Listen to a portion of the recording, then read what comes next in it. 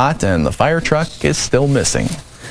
And Fairpoint is asking state regulators for a second chance. The company has reworked its plan to emerge from bankruptcy and now wants the Public Service Board to take a look at its proposal. Joining me now in our financial segment this morning is Mark Aridgides from People's United Bank, and he's here this morning to discuss emergency funds. And Mark, let's start with the basics. What is an emergency fund and how do you go about setting one up? Well, an emergency fund is basically 3 to 6 months of living expenses. It's meant for things like a life event, meaning if you lose your job, if you have a major medical expense, and this is not a fund that I'm talking about investing in a retirement account. This is something that's readily accessible in a bank, money market, or savings account. So how do you set one up? Well, the first step, there's a few steps. The first step is to actually figure out how much do I need? How much is 3 to 6 months of living expenses? It may startle a lot of people. It's a lot of money. But the important thing is to start it.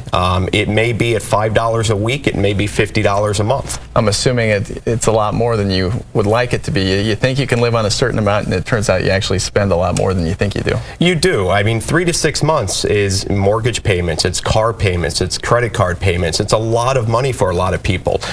There are a lot of ways to do it. Like I said, you can extra money each month, but there are other ways that you can do it. One of the more creative ways is a change jar. Change does add up these days. You spare change from your coffee or grocery store. By the end of the year, this could be hundreds of dollars. Right. Another way is, instead of spring cleaning, it's a nice time of year for some fall cleaning. So we can go to your closets, your attic, donate it, take the tax receipts, use some of the proceeds to start your emergency fund. It's funny how those pennies add up. They really do. But most importantly about your emergency fund, it's a tough time of year because of the holidays coming up. Make sure you use it for emergencies. It's going to be tempting to want to use it for gifts or other things, but the most important thing about emergency fund, make sure you use it for emergency funds. All right, Mark Aridgides, thanks for joining us this Thank you. morning.